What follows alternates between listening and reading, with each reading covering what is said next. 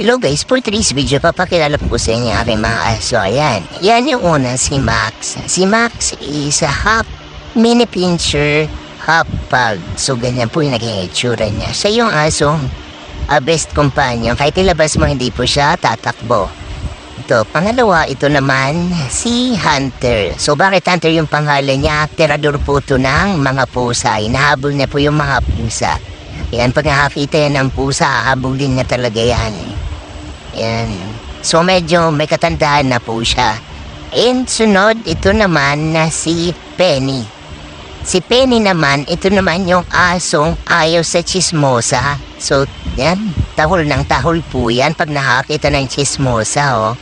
Kahit siya lang malisa, tumatahol.